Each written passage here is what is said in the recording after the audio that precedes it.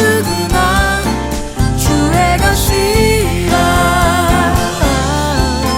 살아 주구나 주의 것이라 살아 주구나 주의 것이라 주의 것이라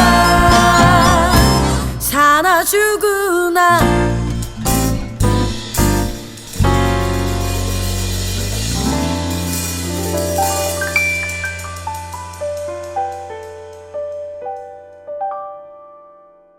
약초의 고장이자 산삼의 본향인 함양 지리산 자락 800고지. 게르마늄이 풍부한 땅에 씨를 뿌리고 농약 한 방울 비료 한 톨 없이 추운 계절 더운 계절 견디며 7년을 기다립니다. 산삼 순백 5,000개 이상의 구매 후기와 만점에 가까운 평점. 13년 외길 산양산삼 추출 기술로 햇섭보다 더 좋은 스마트 햇섭 시설에서 아무도 모방할 수 없을 만큼 압도적 품질로 만든 지리산 산양산삼 추출액 순 100% 산삼 순백. 마셔보시면 바로 압니다. 귀한 분께 잊지 못할 선물을 해보세요. 지난 10년간 매달 20만 원씩 꼬박꼬박 보험 넣은 김호구 씨. 40줄에 처음 병원 신세를 졌는데 과연 그 보장 금액은? 꼴랑 100만 원이요. 왜 이렇게 실망스러운 겁니까? 제가 뭘 잘못한 겁니까? 보험 손해보지 마세요. 최고의 전문가들이 본인에게 가장 적합한 보험으로 맞춤형 리모델링 해드립니다. 지금 바로 마이보험 체크하세요. 검색창에 마이보험 체크.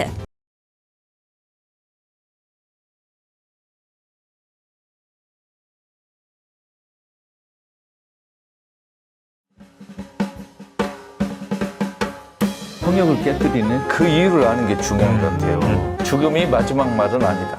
종교가 지금 딴짓 할 때가 아니라 네. 윤석열, 김건희가 배 두드리고 잘 살면 안 되잖아요. 그게 뭐냐고 물으신다면 하나님께 물으셔요. 그 답은 어디서 오는 거예요? 공의의 네. 분노와 욕은 이 따끔한 일침이라고 생각하거든요. 아니 그거를 대야지 근거를. 되게 심각한 문제가 있는 거 아니에요? 전 그 거짓말 같아요. 불교 좀 당혹하게 할 만한 주제 하나 찾아가지고 아무거나 해주세요. 제가 평소에 한국 교회가 대한민국을 망쳤다 이런 이야기를 제가 계속했거든요. 근데 생각해 보니까 구체적인 이유가 있어요. 왜냐하면 보세요. 김건희 학력 위조에 김건희 사기치고 또 그 지 엄마 윤석열 장모 사기치고 또 윤석열이 권력으로 이렇게 장난치고 이런 모든 일을 누가 했냐면 지금 한국 교회가 계속 해왔어요. 예를 들면 오정현 언니 같은 경우에 사랑의 교회 그 오정현 대형교회 강남의 그 대형교회 목사거든요. 그 사람은요 고등학교도 대학도 문제고 고등학교도 자기가 부산고등학교가 나왔다 하는데 그 고등학교도 지금 명확하지가 않아요. 그런 목사들을 그 잘났다고 하는 강남의 사람들이 괜찮다고 그냥 넘어갔어요. 그러니까 강남에서 80-90% 몰빵해가지고 윤석열 찍잖아요. 그리고 권력 얼마나 한국교회가 권력을 좋아합니까? 그런 사기를 치든 뭐를 하든 복 받으면 할렐루야 11조 많이 하면 할렐루야 그렇게 해서 한국교회가 이 한국교회 사회가 망가지는 걸 저는 일조해 왔다고 봅니다. 근데 저는 이 점에서 오히려 이 최 감독님의 시각을 좀 더 접목시킬 필요가 있다고 보는데 이게 한국 교회만 그랬냐? 바로 히틀러 때도 독일 교회들이 다 지금 한국 교회가 하는 짓을 했거든요. 그렇죠. 이 얘기는 네. 기독교적인 어떤 이 관통하는 그러한 그 양식, 네. 그러한 속성 이게 계속 작동하고 있다는 걸 의미하는 것 같아요. 이게 꼭 한국 사회만의 문제가 아니라 역사적으로 그래왔거든요. 저는 예. 한국 교회 따위가 무슨 우리를 망치고 그러지 않았으면 좋겠어요. 그러니까 근데 문제는 뭐냐면 이걸 대신할 게 없는 거야. 우리가 어떤 중심을 잡고 살아야 될 것인지 우리가 이 대한민국이라는 사회를 물론 이 대한민국이라는 국가가 얼마나 유지될지 몰라요. 근데 어쨌든 우리가 지금 형성하고 있는 이 집단 사회를 어떤 중심을 가지고 가야 되는지를 어떤 중심도 없으니까 우리가 과거에는 그래도 유교적인 어떤 그 맥락이 있었단 말이에요. 그것도 아니야 이제. 그것도 많이 흐려졌어. 그럼 기독교가 그 자리를 차지하기도 하고 일부는 뭐 불교는 좀 애매한 것 같아요. 근데 이런 것들이 우리가 뭐 검증되지 않고 신뢰할 수 없는 것들이 우후죽순으로 튀어나오면서 뭐 기독교라면 기독교 지분이 굉장히 크잖아요.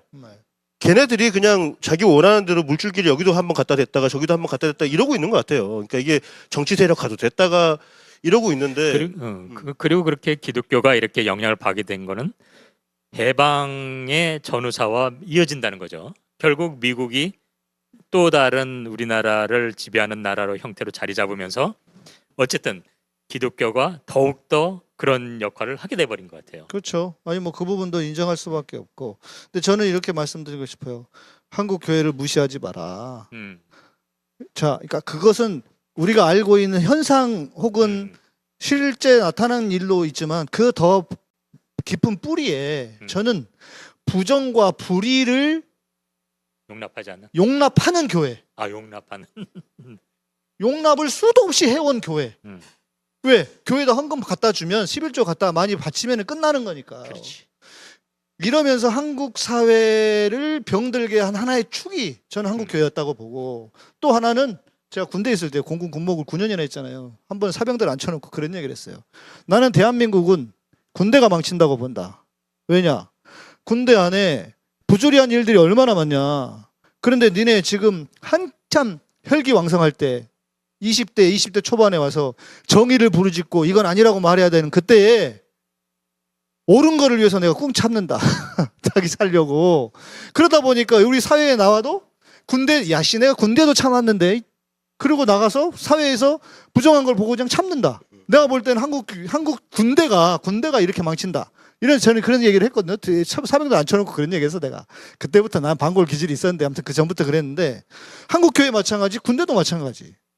그래 보인다. 그럴 때 저 책임이 있다고 봐요. 그러니까 이제 중요한 건 한국 군대든 교회든 개신교, 불교, 카톨릭이 뭘 얼마나 그동안 잘못했고 지금도 잘못했냐는 걸 캐는 것도 중요하고 그것도 해야 되지만 또 한편으로는 예수 부처의 말을 제대로 따르고 실천하는 사람이 하나라도 늘어가도록 교육하고 우리 자신이 그런 사람에 포함돼야 한다는 거 그렇죠. 중요한 거예요. 네. 그것도 중요하죠. 그거 하자고 이거 하고 있는 진짜 거니까. 그거 하려고 우리 이런 목사님한테 질문 하나만 하고 싶어요. 네.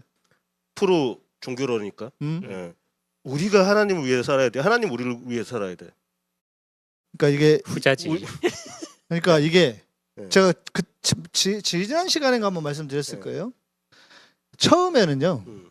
하나님이 우리를 위해서 늘 우리를 복도 주시고 뭐 해야 된다고.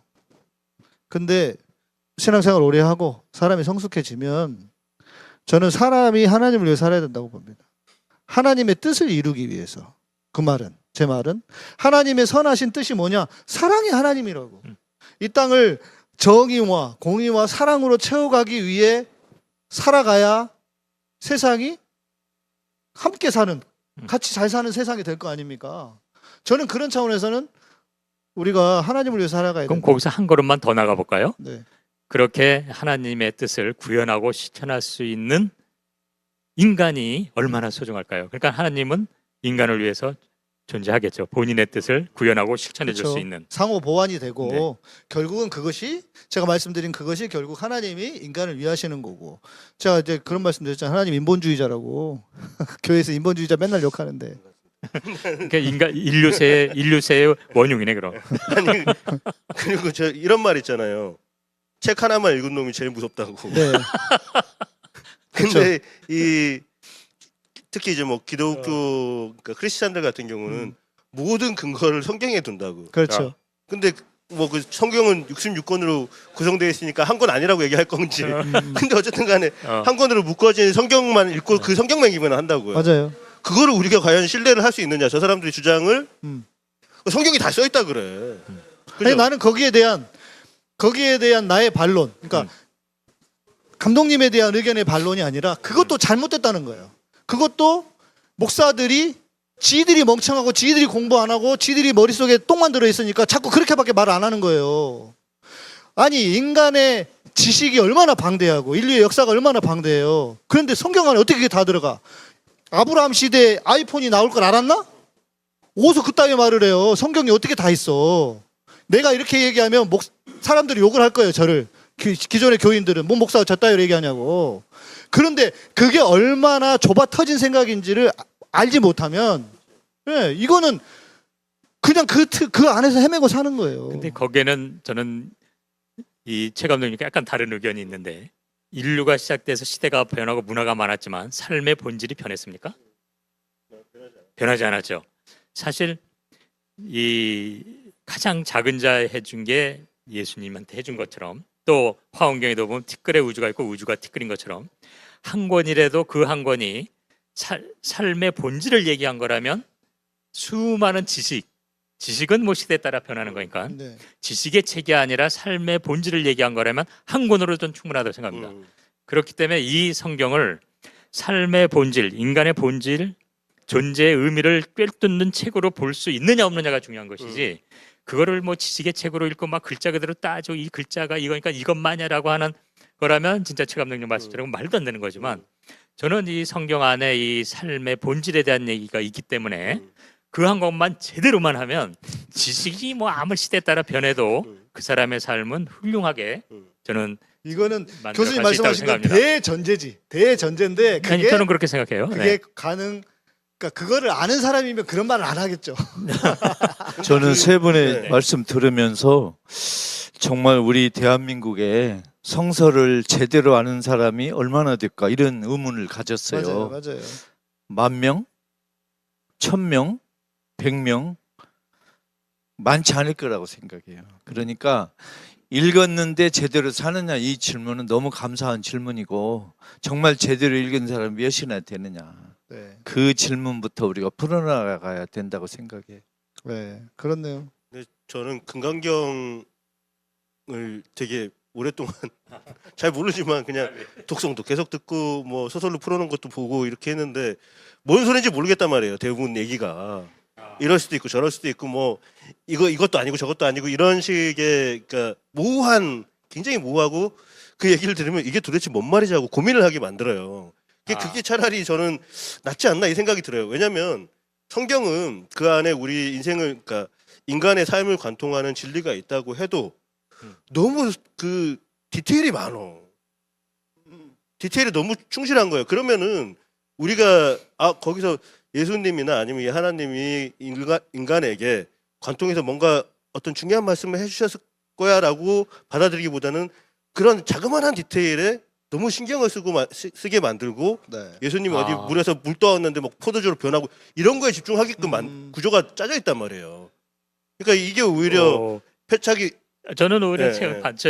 제 벌거벗은 때 금강경에 대한 오해를 한번 네. 보셔야 돼요. 그래요? 근데 뭐냐면 네. 저는 오히려 불경이 굉장히 얘기가 너무 번잡하게 많고, 이 성경은 물론 그런 이야기, 그렇지만 그 이야기가 담고 있는 함의가 뭔가를 살펴본다면 굉장히 그 포인트를 찝었지만, 그 대신 포인트를 찝다 보니까 사람들이 오히려 그대로 살기가 너무 어려운 거예요. 근데 불경은 시시콜콜하게 다 뭐 있다 없다 막 별 이상한 표현까지 써가면서 해놔가지고 그걸 알아야 그렇게 살아가게 되기 때문에 저는 오히려 약간은 최 감독님하고 그 점은 좀 다른 것 같습니다. 근데 저는 분명한 건, 제가 지금 이렇게 살아가는 이유와 근거가 전 성경에 있어요. 제가 성경을 읽으면서 발견한 구약의 가르침, 그리고 성경을 읽으면서 만난 예수님. 그러니까 이것은 누가 이제 설교를 통해서도 제가 깨달은 게 있겠지만, 지금도 저는 잊혀지지가 않는 것들이 있어요. 제가 성경을 읽으면서 고아와 과부와 나그네를 대접하라라고 했던 그 메시지, 사회의 당시 사회의 가장 약자들이거든요. 지금 얘기하면 소외계층이고 힘이 없는 사람들. 그리고 예수님은 말씀하신 것처럼 지극히 작은 자 하나에게 한 것이 내게 한 것이니라 하신 그 말씀, 저는 성경을 읽으면서 그거를 발견했어요. 그래서 저는 그렇게 살아가는 거예요. 그러니까 어찌 보면 저는 그게 너무 감사한데, 어떤 인간들은 성경을 읽어도 전혀 엉뚱한 짓을 하지, 정광훈이나 어떤 그런 불의 인간들처럼. 그러니까 이게 이렇지만 여튼 저는 뭐 감독님이 성경이 너무 디테일하다고 했지만, 제가 디테일한 거는 모르겠었는데 나는 그거 가장 중요한 그거를 나는 깨달았다. 근데 예수님한테 뭐 안 하고 싶은 사람도 있잖아.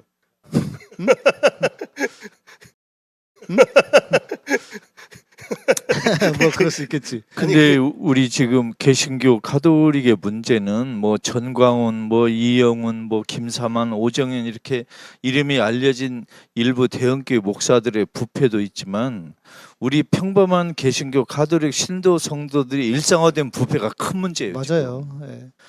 제가 이렇게 요약하고 싶어요. 우리 종교를 유튜브 팬클럽에 비유하면 팬클럽 개판이에요 지금. 팬클럽 운영진들은 진짜 개판이라는 거예요. 그렇게 말하고 싶어요. 그러니까 그래서 제가 아까 한국 교회가 한국 사회를 망치는데 큰 역할을 했다고 보는 거예요. 그런 잘못된 생각을 주입을 시켰기 때문에. 근데 불교 개신교가 욕심이 많아요. 부패 금메달은 그래도 가톨릭이요. 그게 은메달 금메달. 아니 우리 시청자분들 동의 못 하실 거예요.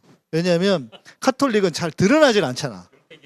가톨릭은 은폐 기술이 뛰어나고 언론 홍보 정책, 이미지 관리를 아주 능숙하게 하기 때문에 그러지. 업력이 길잖아요. 정말 우리 범죄의 역사, 그 단위 조직적인 건 정말로 부끄러워 말할 수가 없어요. 제가 사진 혼자 이제 공부를 하면서 제일 처음에 했던 게 한 5년쯤 지났을 때 제가 그때부터 했던 게 뭐냐면, 그 전까지 사진 찍으면 못 찍겠어요. 예쁜 거, 아름다운 거, 감동적인 거 이런 거 찍잖아요. 그렇죠, 좋은 그렇죠. 거, 선한 거. 보통 그렇죠. 우리가 생각했을 예. 때 선한 건데 어느 순간부터 무슨 고민을 하기 시작했냐면, 뭐가 예쁜 거지? 뭐가 좋은 장면이지? 이게 헷갈리기 시작하는 거예요. 그 전까지는 그냥 우리 눈에 예쁘면 예쁘다라고 생각하고 뭐 이런 장면이 감동적이야. 뭐 이런 게 이제 우리가 상식적으로 갖고 있는 것들 있잖아요. 근데 거기에 대해서 저는 혼란이 오기 시작하는 거예요. 왜 자기 눈에 안경이라고 똑같이 이성을 봐도 평가가 다 다르잖아요. 근데 누군가는 되게 예쁘다고 생각하거나 아름답다고 생각하는 사람이 다른 사람한테는 전혀 아닌 경우가 있잖아요. 근데 내가 뭘 가지고 저게 예쁘다고 판단을 하는 거지? 라는 의문이 들면서 그럼 도대체 뭘까? 내가 예쁘다고 생각하는 기준이 뭔가에 대해서 굉장히 고민을 오랫동안 했거든요. 근데 거기 이제 기본에 제가 갖고 있는 어떤 선입견이라든지 경험이라든지 학습된 거라든지 이런 것들이 다 숨어 있다는 걸 알았어요. 그러니까 이거는 전적으로 내가 보기에 예쁜 것 뿐이구나. 근데 우리는 쉽게 그런 얘기를 하잖아요. 내가 보기 예쁜 게 딴 사람한테도 예쁘다라고 생각을 해요. 전제를 해버려요. 네. 저는 종교에도 똑같은 얘기를 하고 싶은 거예요. 지난번에 제가 그런 얘기 했잖아요. 하나님한테 가는 거 좋고 천국에 가는 거 좋다. 근데 당신 천국하고 내 천국하고 같으라는 보장이 없는데 왜 당신은 당신의 천국을 나한테 강요하느냐. 저는 이게 제가 그 기독교에 갖고 있는 기본적인 반감 중에 하나거든요. 다 다를 수 있는데. 그거는 우리 어떤 국민성이나 이런 거하고도 관련이 있는 것 같아요. 우리는 너무 남의 일에 관심이 많아. 그리고 다른 사람을 통제하려고 하거나 간섭을 너무 많이 해. 네. 우리 문화가 그러지 않아요? 기독교 자체가 나 이외에 신을 두지 마라, 우상을 두지 말라는 이 말 때문에, 그 말 때문에 굉장히 배타적이 된 거거든요. 사실 지금 말씀하신 대로 우리는 각자 아름답게 느낄 권리가 있고 그건 존중돼야 돼요. 서로 다름인데. 근데 이제 종교 중에서도 암만 해도 기독교가 다른 종교에 비해서는 훨씬 그 성경의 그 말 때문에 더 배타적으로 작동하는 건 분명히 있는 것 같습니다. 그래서 그걸 좀 저는 기독교가 조금만 그런 의미에선 이 포용력이 넓다면 훨씬 아름다워질 수 있죠. 어때요, 선생님? 이거 독일이나 이런 데도 그렇습니까? 그 배타성이? 당시에 이제 그 말을 바울이 했을 때 바울은 이 우주를 아주 좁게 생각했어요. 그렇죠. 로마에서 뭐 스페인 또 이 지중해 페르시아 요 정도가 지구 전부인 줄 알았어요. 그러니까 그 한계에서 한 말이기 때문에 바울은 그때 남미가 있었는지도 아프리카 있는지도 지금 아메리카 있는지 몰랐거든요. 그러니까 그건 좀 다르게 생각하면 되겠어요. 아니 근데 그건 우리 다르게 생각하면 되지만 지금 주류 기독교는 그렇게 해석한다는 거죠. 그래서 배타적으로 나오니까 이게 문제라는 거죠. 그것도 이제 제가 말씀을 드리니까 그러니까 기존의 목사들이 사기치는 것 중에 하나에 포함돼야 된다고 보는데, 이제 개신교 입장에서 목사로서 입장에서 보면은 그 개신교 신앙 안에는 진리이기 때문에 진리가 가지고 있는 속성이 포괄성과 모든 것을 포괄해야 되잖아요. 진리이기 때문에. 그러나 진리이기 때문에 나만 진리해야 한다고 하는 배타성이 존재할 수밖에 없는 거예요. 그런데 지나치게 한국 교회는 배타성만 강조하는 거예요. 포괄성에 대해서는 전혀 이야기하지 않아. 아까 마치 하나님을 이야기할 때 초월하신 하나님을 무시하고 인격적인 신만 만든 것처럼, 하나님이 말은 그렇지 크고 위대하신 하나님이라고 하는데, 크고 위대하신 하나님이면 모든 종교가 하나님 안에 있어야 되는 거잖아요. 그러면 그게 왜 그렇게 좀 생각을 할 수가 있는데 그렇게 안 한다는 거죠. 또 무조건 배타적으로만 생각을 한다는 거죠. 그러니까 이제 그런 것의 어떤 기원이랄까 이게 아까 말한 것처럼 신화로서의 기독교를 만들어 버린 거죠. 여러 신들의 뭐 그리스 로마 신들 나오는 것처럼 이 기독교의 하나님을 그러한 신들의 하나의 형태로 스스로 만들어 버리는 거예요. 인격화된 신들. 그러니까 나 외에 다른 거 두지 마. 사실 그 뒤집어 말하면 대등해져 버린 거예요. 그렇지 말고 이런 인격화된 게 아니라 정말 진리, 생명, 사랑 이 자체로 이 자신의 어떤 신을 제대로 펼쳐질 수만 있다면 너무나 이건 훌륭한데 그게 좀 안타까운 거죠. 그러니까 이제 배타적이 바울이 되고. 예를 들면 뭐 예수를 모르면 하나님이 갈 수 없다. 나를 모르면 뭐 할 수 없다. 또 그 복음서 저자들이 비슷한 말을 썼을 때는 그분들은 이 지구를 아주 좁게 생각했고 그분들은 불교, 유교 이런 다른 사상을 몰랐고 그분들이 그 말할 때는 모든 종교를 놓고 비교 평가의 선말이 아니란 것만 우리가 알고 그렇죠. 설명하면 네. 큰 오해는 없을 것 같아요. 그러니까 저는 저게 우리가 현대 기독교에서 봤을 때 개신교, 카톨릭 다 포함해서 봤을 때 카톨릭이 조금 더 우리가 대중적이라고 인식을 하잖아요. 왜냐하면 카톨릭 신부님들은 스님들하고도 잘 얘기도 해. 네. 예불도 가. 음. 그리고 스님들도 성당 가서 같이 미사도 드려. 근데 이런 모습을 본단 말이에요. 아, 저긴 되게 관대하고 오픈돼 있구나라고 느낀단 말이에요. 근데 기독교는, 그러니까 개신교는 전혀 그런 모습이 아니라 말 그대로 답정너란 말이에요. 답정너. 아. 그러니까 우리가 그 심정적으로 받아들이지 못하는 거죠. 외부에서는 되게 저기는 갇혀 있고 배타적이다라는 인식을 갖고 있는데 저는 어떻게 보면은 사실 배타성이 가장 심했던 게 카톨릭 아니에요. 원래 그랬죠. 네, 근데 원래는. 우리는 네. 카톨릭이 2000년 됐지만 1965년 이전의 카톨릭과 65년 이후의 카톨릭은 너무 달라요. 맞아요, 맞아요. 맞아요. 근데 그걸 그걸 아셔야 돼요. 일반 독자들이나 우리들이 오해할 수 있어요. 이게 1965년 이전의 카톨릭은 정말로 죄송하지만 꼴통이었어요. 말 한마디 네. 잘못하면 쳐 죽이고 했던 게 카톨릭이란 말이에요. 멀쩡한 사람 잡아다가 불태워 죽이고 하는 게 카톨릭이었는데 화끈했지. 예. 저는 이 생각을 하는 거예요. 업력이 충분히 길다 보니까 아 이렇게 가면 장사가 안 돼. 지금 조금 그러니까 우리가 개조를 해서 맞춰가야 돼. 사람들이 살아가는 방식하고 맞춰가야 돼라고 판단을 하고 좀 현명하게 그나마 타회에 적응을 한 게 카톨릭이라고 보고 그러니까 김군수 소장님이 성경을 해석하는 방식도 굉장히 독특하단 말이에요. 기존에 제가 이제 성경 공부하고 배웠던 거랑은 전혀 다르고 시선도 굉장히 오픈 와이드하게 돼 있는 거고. 근데 오히려 지금 개신교는 거꾸로 간단 말이에요. 계속 꼴통짓만 하고 자기들끼리 고립시키는 방향으로 가요. 말하자면 현재 카톨릭은 깨우친 꼴통이라고 그럴까? 과거에 꼴통이었는데 지금 좀 정신 차린. 그러니까 그러나 지금 개신교는 여전히 꼴통인 이렇게 비교하고 있습니다. 아유, 누가 꼴통이냐를 따지면 진짜 목사를 어떻게 이깁니까? 예, 목사들을 어떻게 이기겠어요? 그러니까 중요한 건 이렇게 열려 있는 마음. 자기가 뭐 사실 사람 따라 나는 뭐 기독교도 끌려, 카톨릭 끌려, 불교 끌려가 있을 수 있는데 어느 종교를 믿건 정말 그 종교에서 말하는 진정한 메시지와 함께 그러면 저절로 열릴 뿐이 없고 그러면 이거 뭐 아까 말한 듯 각자 보는 것이 아름다운 것을 존중해서 이 아름다운 생태계에 다양한이 어우러진 게 정말 아름다워질 수 있는 거죠. 아니 저는 나름 노력했어요. 나 군대에서 아니, 군목할 그러신 것 때도 군목할 때도요. 부처님 오신 날 가서 가서 인사드리고 하고 가서 밥도 얻어 먹고 오고 성당에 신부님하고 친하게 지내고 그 군대 있을 때는 우리 그 공군 부대는 골프장 있다고요. 조그만 골프장 만들어서 같이 골프도 치고 그랬어요. 5,000원짜리, 만 원 되면 5,000원 되면 골프 치니까 친하게 지냈어요. 저는. 지금 개신교 신학에서 성서를 연구하는 걸 카톨릭은 1965년까지도 못하게 막았어요.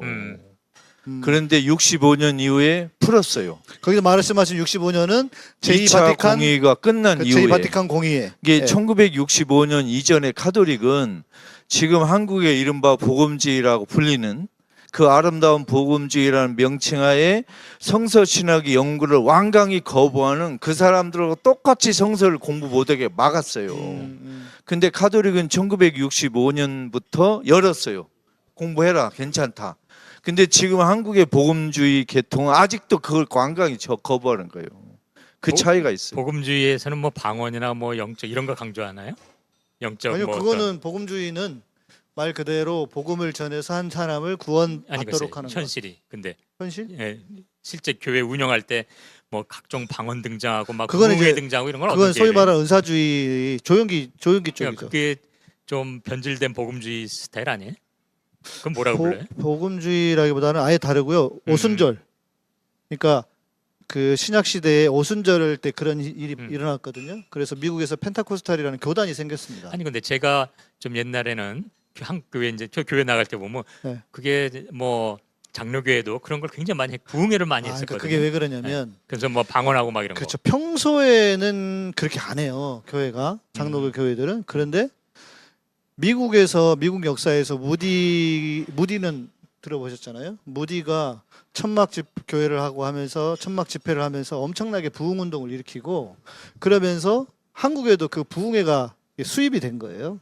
그래서 부흥회를 할 때는 그런 걸 합니다. 방언도 하고 막 하는 거예요. 요즘 어때요? 요즘은 근데 경계선이 다 사라졌어요. 모호해요. 거의 모호해졌습니다. 교단의 부흥회 특성도 많이 해요? 그렇고. 요즘도? 하는데도 하는데 그놈의 지금 부흥회라는 게 요즘은 뭐 하냐면 그러니까 요즘은 잘 모르겠어요. 저는 요즘 교회를 잘 모르니까. 근데 부흥회의 내용은 뭐냐면 한마디로 이야기하면 성도들 특별 삥 뜯는 행사야. 글쎄 지금 오늘 싹 네. 얘기하면서 저는 이제 부흥회도 한번 네, 생각이 들어서 특별 삥 뜯는 시간인데 뭐 목사님 차 바꿔줘라, 양복해줘라. 그러니까 목사가 자기가 필요한 것을 자기 입으로 말하기 힘드니까 대리를 불러서 대리 대신 시키는 게 아니면 뭐 건축을 한다든지 그럴 때 하는 게 부흥회입니다. 요즘 그렇게 변질이 됐죠.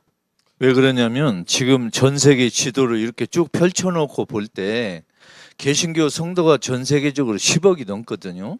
근데 전 세계 개신교 성도 중에서 대한민국 개신교는 극보수 중에 속해요. 그러니까 지금 한국에서 개신교 교회 다닌 사람은 전 세계 개신교 볼 때 가장 극보수 꼴통을 다니는 거예요. 예, 최우 쪽으로 간 거예요.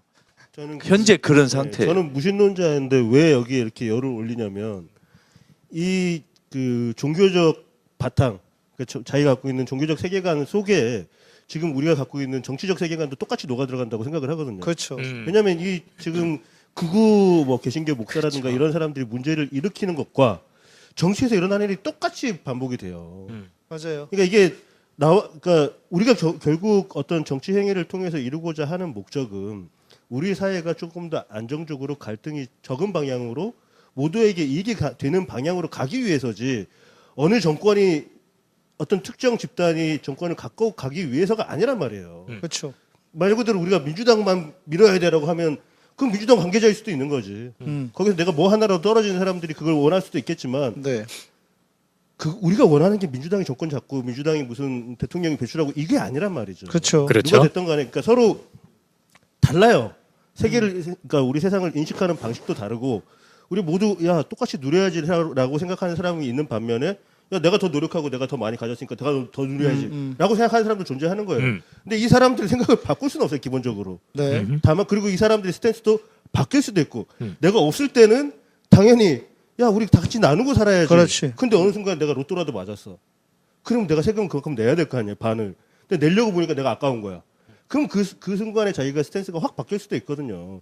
이게 우리가 그 정치적인 어떤 스탠스를 갖는 건데 여기에 대해서 우리는 절대적으로 이것이 옳고 저것은 틀렸어라고 해버리잖아요. 각자 선 입장에서 무엇이 옳고 그른가는 자기 지극히 개인적인 거라고. 그렇죠. 뭐가 옳은지 그른지는. 그렇죠. 나는 되게 진보적인 정치 성향을 갖고 있지만 집안에서는 난 가부장적으로 살아야 되겠어. 그게 난 편해. 그러니까 이게 그러니까 저는 진보주의자라고 하는 사람들 중에서도 전혀 그렇지 않은 사람들 굉장히 많이 봐왔거든요. 말하는 건 네네. 달라. 예. 근데 이 사람들도 말 그대로 그게 자기들 선택지인 거예요. 이런 것들 다 동일선상에 놓고 이게 뭐가 옳다 그러다를 판단하기 전에 각자가 갖고 있는 인식 체계를 다 우리는 다 인정을 하면서 그게 이제 하나의 우리가 가는 최종적으로 이 사회가 가려고 하는 목적에는 어떻게 맞춰가야 되느냐를 고민을 해야 되는데 무조건 딱 이분법적으로 넌 틀렸어, 넌 맞았어 이렇게 가는 것 자체가 저는 이 종교적인 이 우리가 답정너로 가는 기독교적인 네, 하나님밖에 없어. 예수님 아니면 우리는 다 지옥 가. 이렇게 하는 것과 뭐가 다르냐는 거죠. 그러니까 교회 성당에서도 진보적인 종교적 흐름에 속한 사람은 정치적으로 진보적인 흐름을 택할 가능성이 많아요. 그렇죠. 근데 불행하게도 현재 한국 개신교 가톨릭은 전 세계 개신교 가톨릭의 흐름에 봐서 아주 꼴통적으로 속해 있고, 우리 대부분의 신도 성도들이 그 흐름의 영향을 받기 때문에 정치적으로도 그 꼴통을 선택할 위험이 크다는 것이 슬프다는 거예요, 지금. 그렇죠. 저는 지금 감독님 말씀하신 그 부분에 저도 동의해요. 제가 요즘 생각하고 있는 건 뭐냐면, 뭐 전부터도 계속 생각했지만, 신앙 안에서의 다른 가능성. 그러니까 기독교 신앙이 하나님을 섬기는 분명한 신앙임에도 불구하고, 최근에 영국의 설교가이기도 하고 그 의사셨나? 그분이 존 스토트 목사님이라고, 그 양반이 돌아가시면서요 무슨 얘기를 했냐면, 자기는 지옥은 없는 것 같다. 왜냐하면 진짜 사랑의 하나님이 그 소위 말하는 만인 구원론을 지지하고 돌아가셨거든요. 그러니까 내가 지금까지 알고 있고 믿고 있었던 것에 대한 확신, 그것이 아닐 수도 있다고 하는 생각을 조금씩은 해야 되지 않는가?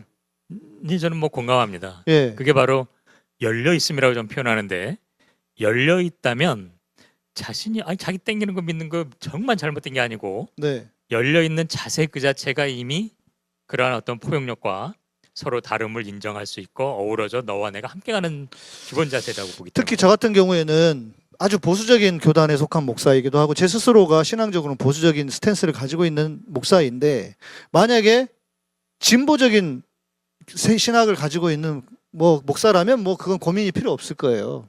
그쪽은 그러니까 하겠지만, 저는 그러다 보니까 저는 제 기존의 위치가 있으니까 이런 보수적인 신앙을 가지고 있으면서도 그런 생각 혹은 그 여지를 좀 찾아볼 수 있는 방법은 없을까?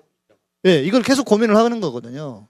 근데 신앙 안에서도 제가 이제 잘 쓰는 표현이 뭐냐면, 100%는 없다 세상에. 100%가 어디 있어, 100%가. 근데 교회는, 한국 교회는 마치 100% 다 그러는 것처럼 가르치잖아요. 그러니까 그게 저는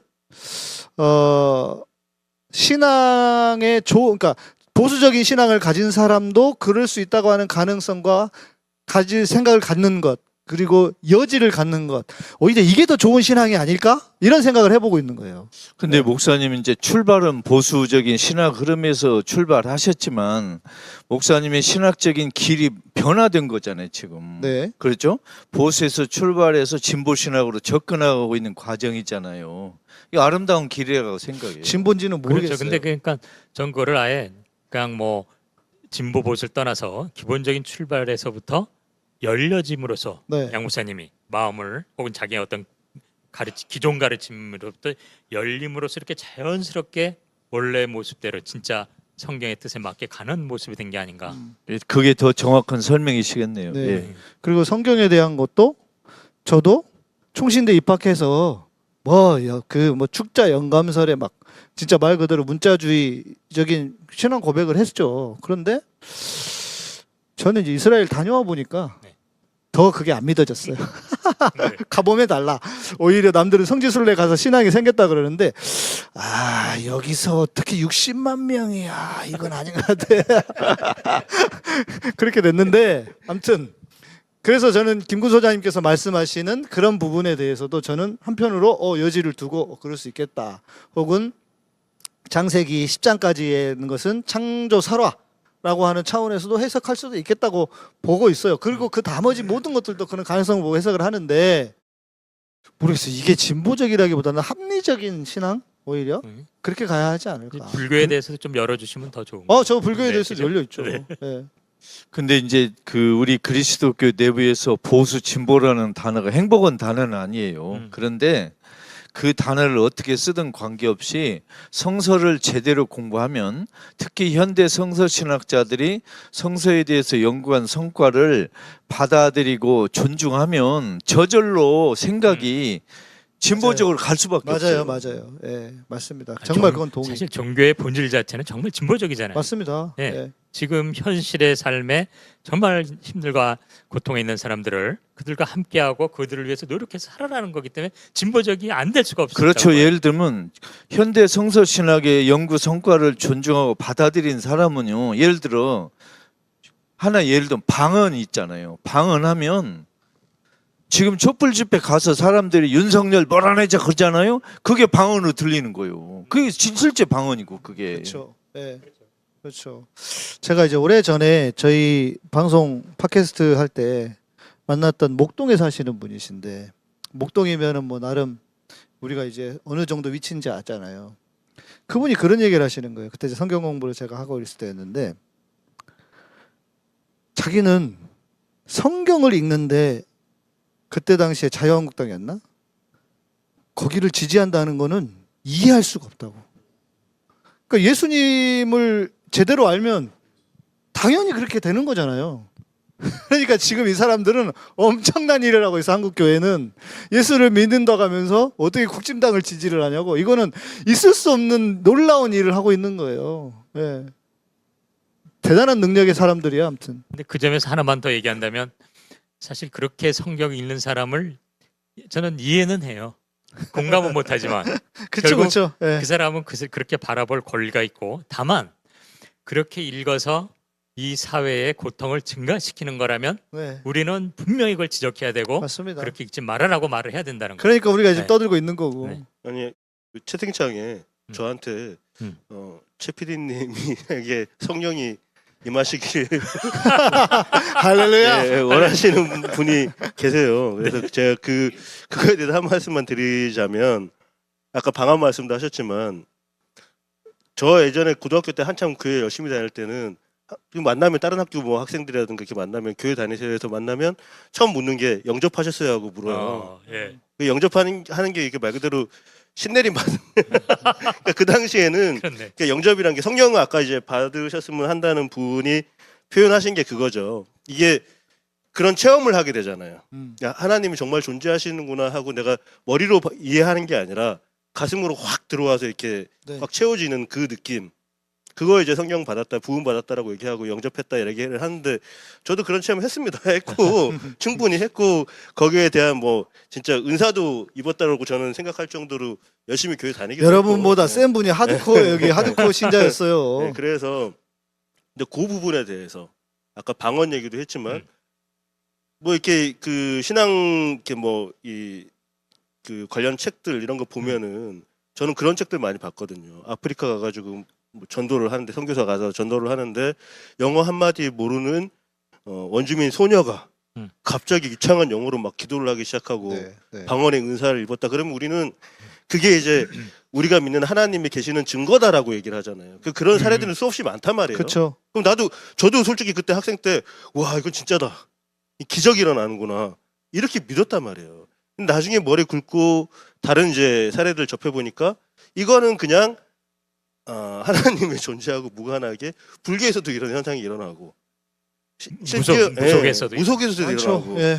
무슨 남의 버섯류를 먹어도 그렇게 나오고. 예, 심지어 무당들이 이 날새운 칼 위에서 그 춤추고 하는 것도 그런 거의 일환이란 말이에요. 그러니까 이게 정신적으로 굉장히 고양된 상태에서 우리가 상식적으로 이해할 수 없는 어떤 행위나 말들이나 이런 게 나오는 게 그런 건데 저는 그걸 어렸을 때는 이게 하나님의 존재의 그 증명이야라고 소위 말하는 체험 신앙이라고 하죠. 예, 예. 예? 근데 지금 이제 저한테 자꾸 성령 받으라고 하시는 분이 저는 그걸 의미하는 게 아닌가. 저는 장로교 목사는 은사주의를 거부하거든요. 근데 저는 그것을 거부하지 않습니다. 은사가 존재한다고 생각해요. 그리고 저도 실제 체험을 했고 저도 이렇게 앉은 자리에서 대화하다 그냥 방언을 한 사람이에요. 나 같은 사람이. 근데 그렇다고 해서 그리고 저 아픈 사람들도 막 고치고 그랬어요. 기도해가지고. 예, 허리 아픈 사람들 많이 고쳤어요. 예. 아니요. 손 안 대고 그냥 기도만 해. 딱 기도사가 기도, 되셨네. 기도해가지고 진짜 정말? 야. 딱 기도만 해가지고. 그걸로 갔어야 되는데. 근데 그렇다고 해서 감독님 얘기한 것처럼 그것이 하나님이 계신 증거냐, 뭐 그것이 무슨 뭐 자신의 체험과 경험이 하나님의 살아계신 증거냐라고 말할 수는 저는 없다고 봐요. 그건 자신의 체험이고 그 우리가 임사체험 얘기했잖아요. 임사체험도 똑같아요 다. 임사체험도 자기가 알고 있는 천국에 대한 개념 안에서 체험을 하는 것이고 제가 그 군대에서 훈련 받는데 이제 저희 스님들하고 같이 훈련 받잖아요. 신부님들이랑 스님이 되신 분이 있었어요. 그분이 어떻게 되셨냐면 엄청난 간증이지. 해병대에 가셨다가 다시 이제 그 군종 장교로 오신 분이에요. 그 점프하잖아요. 낙하산 탈 때 낙하산 꼬였대요. 진짜 끝나잖아. 그런데 딱 순간 부처님이 딱 보이고 낙하산이 풀려서 살았대 자기가. 이거 교회에서 수도 없이 듣는 거 그 간증 아니에요? 그러니까 이거를 교회에서 그런 이야기를 들었다고 해서 와, 막 하나님이 계셔 이러면 안 된다는 거죠. 모든 종교에 다 존재해요. 그래서 그분이 출가하셨다고 그러더라고요. 그러고 나서. 근데 그런 간증 체험은 사실 이 진보 진영 안에서도 많아요. 그쵸, 당연히. 내가 누구 이렇게 설득해가지고 이제 이찍이었는데 일찍으로 됐다 이런 말 많긴 해. 그렇죠. 예, 그러니까 존재하지만 그것이 신앙의 한 부분으로 그리고 신앙 밖에도 있다 생각하고 그렇게 해야지. 바울이 그 고린토 공동체에서 사람들이 어떤 은사가 더 중요하냐로 논쟁을 벌일 때 사랑이 제일로 중요하다고 정돈을 이미 해버렸고 또 우리 시대 사랑은 개인적 사랑이라기보다는 정치적 사랑 또 공익적 사랑에서 더 드러난다고 보이고요. 그래서 이렇게 전통적인 의미의 뭐 방언 이런 것은 중요하지 않은 것 같아요. 그렇죠. 뭐 그거를 불교에서는 간단히 말하면 일체 유심조 이러면서 중요한 건 지금 말씀하신 대로 사랑의 실천으로 나아가는 것이지. 네. 제가 이명박의 영성으로 이야기할게요. 제가 다 해봐서 아는데 그 별거 아니다. 또 제가 한때는 주의 음성 듣겠다고 하나님 음성을 듣겠다고 막 기도하면서 딱 뭔가 딱 감동이 와. 그래서 이런 걸 내가 한때 몇 회를 했습니다. 몇 회를 하면서 살았어요. 다 해봤어 내가. 그러니까 이게 너무 어떻게 보면 개인적인 체험. 그러니까 그게 신의 존재를 증명하는 게 아닌데 사실 엄격하게 말하면 네. 과거에 그런 현상을 이해할 수 없을 때는 그걸 그렇게 뭐 기적처럼 아니면 증거처럼 받아들였겠지만 지금은 그게 아닌데 그것도 저는 하나의 사기라고 보는 측면이 있어요. 저기가 신앙의 어떤 시작점이 될 수 있는 연결고리는 될 수 있다고 봐요. 저는 그것도 그럴 수 있으니까. 제일 와닿았던 얘기 중에 하나가 그 이세돌 씨가 바둑기사 이세돌 씨가 한참 잘 나갈 때 뭐 사람들이 막 그런다면 야 이세돌이 역시 한국 바둑의 승리다. 우리는 뛰어나 이렇게 얘기를 했을 때 이세돌 씨가 실제로 한 말인지 모르겠는데 그런 얘기를 했다는 거예요. 이건 한국 바둑이 뛰어난 게 아니고 그냥 내가 뛰어난 것 같아. 아니, 그러니까 생각해 보면 저는 그게 뭐 이 정말 어느 문화나 사실 뭐 기성 종교가 있기 전에도 뭐 다 그런 체험들이 있는데 중요한 건 그걸 통해서 자기가 진정한 자기 신앙생활을 할 수 있으면 좀 괜찮은 것 같아요. 어떻게 보면 사도 바울도 가다가 삥 뭐 필이 와가지고 확 이렇게 사도로 전환된 거 아니에요? 그래서 저는 뭐 그런 영적 체험이 정말 이게 특정 종교를 증명하는 거라고는 생각하지는 않는데 그것이 자기가 가진 어떤 신앙생활에 긍정적으로 작동한다면 굳이 부정할 건 없다. 그거를 중요한 건 주위에서 긍정적인 형태로 펼쳐갈 수 있도록 맞습니다. 하는 문화가 참 중요한 것 같아요. 그래서 그러니까 그거는 개인적 체험에다가 묶어 두라는 거죠 저는. 그게 그리고 이거를 갖다가 영업적으로 쓰려고 하다 보니까 그런 사례만 끌고 와서 간증처럼 그걸 좀 만들고 사기꾼으로. 근데 실제로 그런 사람도 있었잖아요. 과거에 자기 그 가족들 다 빠져 죽이고 너는 왜 안 죽었냐 네, 하니까 그렇죠. 나는 자살하면 천국 못 가니까 그렇죠. 그랬던 가장이 있었단 말이에요. 맞아요. 그런 사례 왜 안 가져오냐고. 그죠? 네. 그러니까 이런 것들도 저는 하나의 종교적 사기다. 비즈니스적인 사기죠. 사기다라고 봐요. 예를 들어서 병에 걸렸다가 진짜 기도해서 해서 나을 수 하나님 있거든요. 고쳐서 나은 사람들이 있어요. 그래서 신앙생활 한 사람들이 있어요.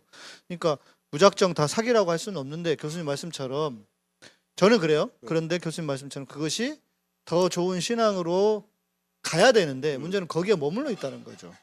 그런 것만 찾아. 나을 때 돼서 나을 수 있어요. 아니 그리고 기도해서 병난 건 좀 그렇게 꼭 종교적 해석이 필요 없어도 됩니다. 왜냐하면 저희가 이제 면역학이란 게 음. 기본적으로 난치병들 보통 면역학적 질환이 많거든요. 네. 뭐 세 개념 갖고 고치면 되는데, 근데 이 뇌신경계와 면역계가 그리고 또 하나 이제 장내 미생물계가 네. 세 개가 하나의 시스템이에요. 그래서 음. 면역적 질환 난치병이 있을 때 정말 기도를 일심으로 하면 네.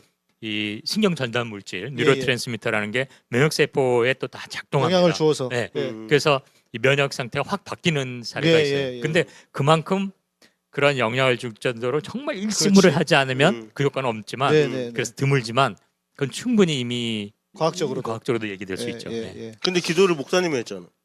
아니야 본인이 그걸 받아들일. 본인이 그럼 뭐 어디 가서 기도 막 하고 이런 그렇게 해야 되죠. 본인이 기도 안 하면 안 이런 돼요. 겁니다. 그냥 나는 아무 의지가 없어요. 근데 목사님이 기도를 해줘가지고 나았다. 이건 진짜야. 이거 맞다야. 그렇지.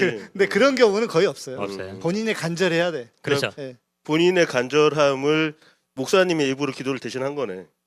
그래서 그러니까- 그게 정신적인 영향을 받아서 말씀드렸잖아. 몸의 그 면역 체계를 바꿔서 권위를 누구에게가 위임하잖아. 그치. 인간은 항상. 그래서 거기서 오는 걸 수도 있고. 실제 저도 교수님 말씀에 동의해요. 저도 그런 분석 많이 설명이 다 들어봤어요. 가능한 분야잖아. 이런 것들도. 이게 만일 누가 지금 오늘 대한민국에서 흔히 보이는 종교적 사기의 사례를 한번 들어봐라. 네. 이게 질문하면 저는 이렇게 말하고 싶어요. 예수 믿으면 부자 된다는 설교 전부 사기다. 또 가난한 사람의 고통을 못 듣는 거. 또 윤석열 정권에서 고통받는 사람들의 아픔을 외면하는 거. 또 2번을 찍는 거.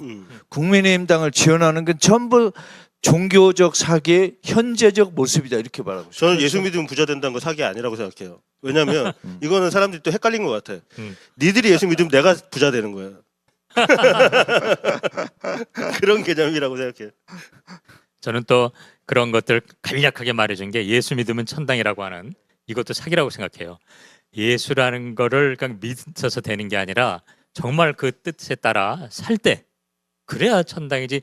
믿으면 뭐 저 성황당 나무 믿나 예수라고 이름 쓴 사람 믿나 그 예수가 담고 있는 길이요 진리요 생명 사랑을 실천하고 살 때 천당이라는 얘기를 하지 않고 그냥 그렇게만 말해놓으면 사기치기 예, 시작. 실천 없이 믿으면 구원받는다는 건 100% 사기입니다. 좀 보충을 하자면 제 입장에서 천국을 뭐 모르니까 갈 수도 있겠죠. 그러나 천국을 죽어서만 가. 근데 지금은 지옥처럼 살아. 그게 뭐 천국이야. 영생은요. 단순히 영원히 사는 게 영생이 아니라고 제가 몇 번 말씀드렸는데 그러니까 천국과 지옥이 있는데 천국에서도만 영원히 사는 게 아니에요. 지옥 그러니까 계신 그 기독교 보고 교리에 의하면 지옥에서도 영원히 사는 겁니다. 안 죽어요. 그것도 영생이야 문자적으로 얘기하면. 근데 영생이라고 하는 것은 뭐냐면 이 땅에서 천국에서 이루어질 그 삶처럼 이 땅에서도 하나님의 통치로 인해서 하나님의 정의와 공의와 사랑으로 내가 이 땅에서 평안함을 누리고 사는 거예요. 그게 영생이고 그게 하나님의 샬롬이에요. 그런데 그 샬롬이 나한테만 언제 예수님이 너만 누리고 살아 이랬냐고요. 내 이웃을 내 몸과 같이 사랑하고 지극히 작은 소자에게 이러면서 함께 잘 사는 세상을 만들라고 하신 거잖아요. 그게 천국이어야 한다는 거죠. 아까 그 양 목사님이 영국의 어느 목사님이 만인 구원론. 만인 구원론 한 건 우리 그리스도교 교리는 아니고요. 그분의 아름다운 뜻은 뭐 이렇게 존중하고 인정할 만하지만 윤석열, 김건희, 한동훈 보면 만인 구원설은 이미 틀렸다는 걸 알 수 있어요. 그러니까 그건 또 동의가 안 돼. 그런 인간들을 보면 지옥 있어야지 당연히. 이명박이 지옥 가야지. 회개 안 하면. 지옥 재산 다 토해놓지 않으면 지옥 가야지. 지난주 저희가 최초로 여기서 영화 상영회를 했어요. 그 전창걸 네네네. 전창걸 맞나? 맞아요. 그분 그분 이제 뭐지? 떨이라는 떨. 영화인데 이제 그분이 이제 말하고자 하는 바는 뭐 좀 애매하지만 근데 그분이 이제 일단 해놓은 거는 대마에 대한 굉장히 칭송을 바탕으로 한 거예요. 그 대마가 주는 효과에 대해서. 근데 이 대마를 하는 사람들의 체험담을 제가 좀 읽어봤는데 예전에 딥웹이라고 있잖아요. 딥웹이라고 우리가 인터넷이긴 한데 우리가 일반 브라우저로 접근이 안 되는 세계가 있어요. 거기 들어갔더니 한국 대마 뭐 이렇게 모임 같은 데가 있더라고. 거기에 그 방장이라는 사람이 자기가 체험담을 쭉 써놓은 걸 제가 되게 재밌게 읽었어요. 근데 그 사람이 무슨 얘기를 하냐면 자기가 한 일주일 정도를 계속 그 집에서 대마를 한 거예요. 근데 이게 이 정신적으로 굉장히 고양이 된 거야. 맞아요. 근데 그렇답니다. 이 사람이 뭐라고 얘기했냐면 부처가 얘기했던 무라일체의 경지와 이게 모든 게 하나로 보이는, 하나로 느껴지는 이 경지를 그런 경험했다는 자기가 거죠. 경험을 네. 했다고 하는 거예요. 네. 경험을 하면서 아니 부처는 이것도 안 하고 이거 대마다 뽕도 안 빨고 어떻게 알았지? 그 얘기를 하더라고. 근데 네. 그게 되게 와닿았거든요, 저는. 그래서 결국에 우리가 종교적 행위로 인해서, 그러니까 기도를 오랫동안 한다든지, 뭐 찬양을 갖다 정말 열심히 한다든지 해서 그 어느 순간에 내가 딱 영접한다거나 아니면은 어떤 정신적 고양이 이루어지는 것과 이런 약물로 인해서 이루어지는 것은 결국 차이가 없다. 그러니까 그거를 우리가 그런 약물에 의존하지 않고 하는 게 참선하는 것도 마찬가지예요. 그럼 이제 우리 최 감독님이 제 벌거벗음부터 꼭 다시 보셔야 되는데 네. 거기 제가 잘 얘기해놨습니다. 뭐냐면 벌거벗음부터를 어떻게 봐요? 나 부끄러워서 그래서 안 보시는 것 같아요. 저도 이제 마음 공부 많이 이제 예전부터 했었는데요. 딱 깨달았다고 하는 놈이 나와요. 그런 체험을 한 놈이. 그럼 딱 묻습니다. 그때 정말 이 너와 내가 둘이 아닌 사랑의 마음이 나오더냐, 자비의 마음이.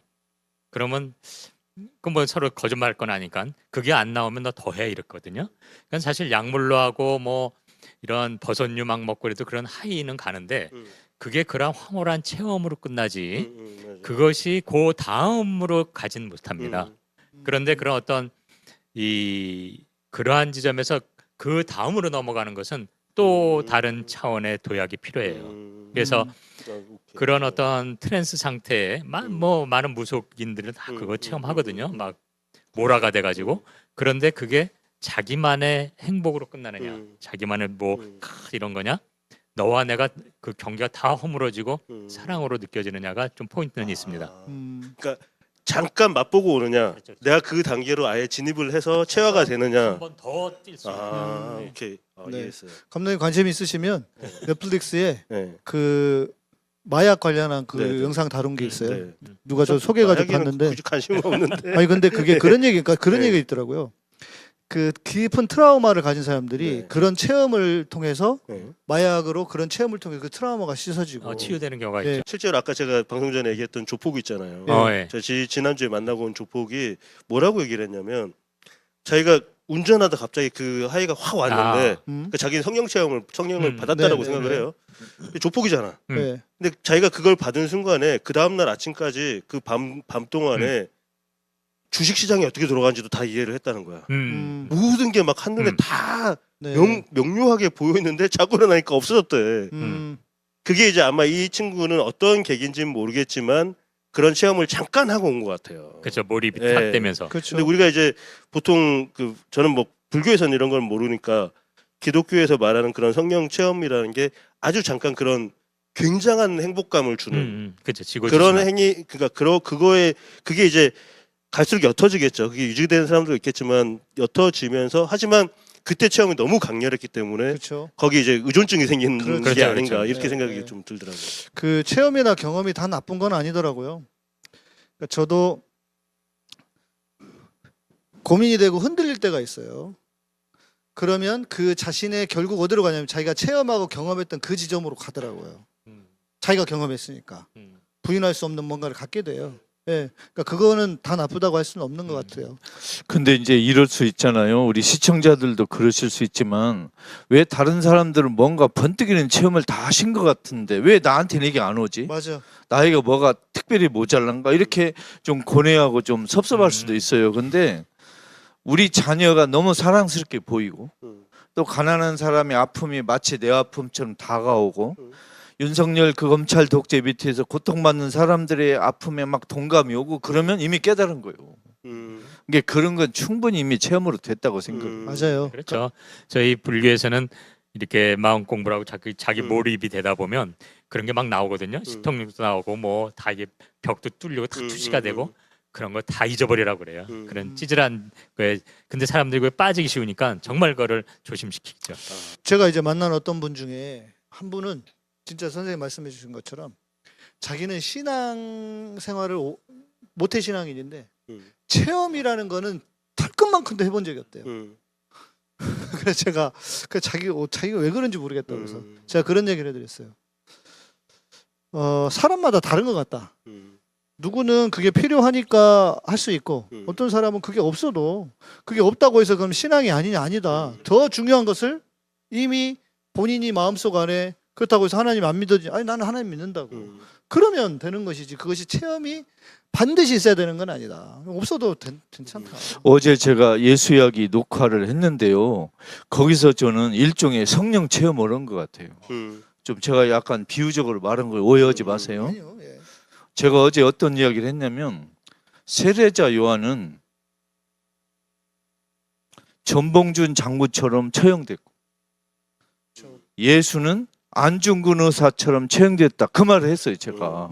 근데 저는 어제 그 말을 하기 전까지 그걸 구상을 못 했어요. 네. 근데 말하다가 갑자기 가만히 생각하니까 세례자 요한은 자기 동족 정치 권력에게 희생됐거든요. 그냥 가만히 보니까 세례자 요한은 전봉준 장군처럼 조선의 그 정치 권력에 희생됐잖아요. 그러네요. 근데 예수는 로마 군대에 희생됐으니까 마치 안중근 의사가 일본 군대에 처형된 좀 그러더라고요. 그래서 딱 하는 순간 와 이런 것이 진짜 체험이구나 이런 생각을 했어요. 어떻게 생각하세요? 저는 동의합니다. 전적으로 동의합니다.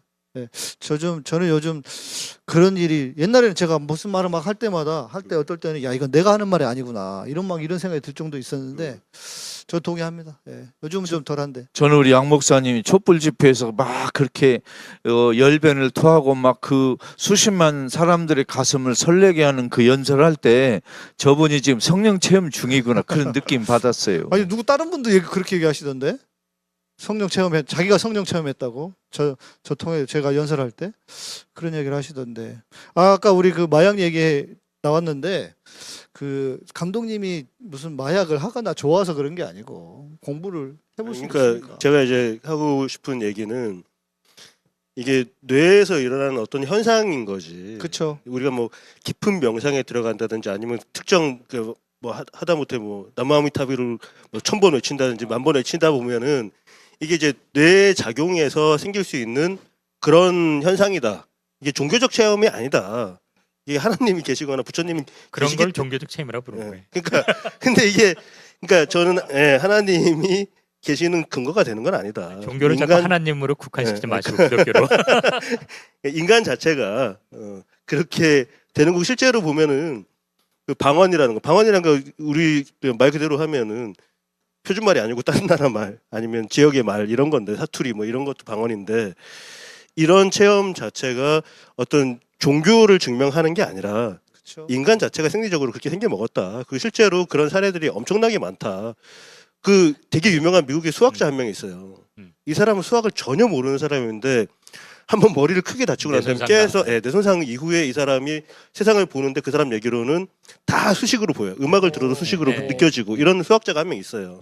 이런 체험들을 하는 사람들이 있거든요. 그쵸. 이 사람이 기도해가지고 내가 수학자 되게 해주세요라고 해서 수학자가 된 게 아니란 말이야. 그러니까 뇌 자체는 그렇게 우리가 전혀 예상할 수 없는 방향으로 작동하기도 한다. 이 말씀을 간단히 정리하면 이 종교적인 체험 뭐 이런 것들 동물한테 있습니까? 없어요.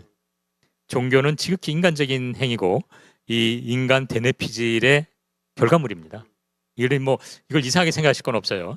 근데 그런 것들을 우리가 하나님 혹은 부처님 혹은 뭐 여러 가지 형태로 부를 수 충분히 있는 거고 그걸로 해서 우리의 삶이 행복하고 더불어 갈 수 있다면 그것이 대뇌피질의 작용이건 뭐건 이거를 굳이 저는 따질 필요는 없는 입장이라고 보는 거죠. 그러니까 이게 아까 얘기했던 아까 제가 대마 얘기를 한 거는 그런 약물로 인한 사람이 취해가지고 느끼는 것과 일시적으로 종교적인 행위를 계속 하다가 그때 느끼는 것은 그렇게 차이가 나지는 않는다. 이미 펑셔널 MRI가 있어서 이 어떤 현상이 있을 때 실시간으로 뇌 특정 부위로 활성화를 볼 수 있거든요. 그쵸. 지금 뭐 그대로 맞는 말이죠. 그렇죠. 그리고 실제로 뭐 원주민들, 남미 원주민들, 뭐 무당이라든가 이런 사람들 보면 실제로 약을 하고 약이 취해가지고 그 하이 상태를 경험하면서 그때 나오는 자기 말을 꼭 신이 하는 말처럼 그렇게 받아들여지기도 하고 이거는 되게 오랜 세월 동안 유지가 됐던 거고 현대 사회에서는 이런 약물을 통해 가지고 체험을 하라고 할 수는 없으니까 이게 이 반사회적인 일이 돼버리니까 자꾸 기도를 오래 해라, 묵상을 오래 해라 하고 그 하이 상태를 만들어 가는 게 아닌가. 아니 아까도 말했지만 그 하이 상태 종교 뭐 어느 종교든 같다고 생각하는데 하이 상태 다음을 얘기한다고 생각해요. 네. 그게 이제 종교적 체험에는 아주 그냥 극적인 아주 특별한 기가 막힌 체험도 있지만 너무 평범하고 일상적이어서 눈치도 못 채는 아주 그 일상적인 체험도 많다는 걸 말씀드리고 싶어요. 저는 소장님 말씀하신 우리가 그렇게 무엇이 옳구나, 우리가 어떤 사람의 삶이 이래야 되는구나라고 조금씩 느껴가고 내가 그 쌓아가는 거잖아요. 이성적으로 합리적으로 그 자체가 성령 체험이다라고 말씀에 굉장히 공감이 가요. 예. 꼭 뭔가 번뜩하지 않아도 그거는 굉장히 자극적일 수는 있지만 실제로 아까 말씀한 게 그 다음이 있어야 된다. 그럼 그걸 깨달았는데 그 다음에 너는 뭐 할 거냐. 그렇죠. 예, 저 같으면 예를 들면 지금 우리 시대에 성령 체험을 종교적 체험을 한 사람은 예를 들면 촛불 집회 나오는 사람, 덧탐사 민들레 후원하는 사람, 이분들은 저는 종교적 체험을 했다고 이미 생각을 해요. 그러면 그걸 본인이 인정하든 안 하든 관계없이 그런 아주 그 굉장히 선하고 정의로운 체험을 했기 때문에 후원하는 거거든요. 저는 그렇게 생각해요. 아니, 삶 자체가 기적인데 살아있다는 것 자체가 뭐 다른 걸 바래요. 네, 그리고 예수를 믿어서 자기가 구원 받았다며 그러면 그걸로 된 거지 뭘 얼마나 더 그래요. 저한테 성령은 안 주셔도 될 것 같아요. 삶으로 증명하는 거니까, 그죠? 역시 드리겠습니다. 무신론자가 있으니까 재밌네요. 네. 있어야 돼요, 무신론자가. 네. 네, 여기까지 끝. 고맙습니다.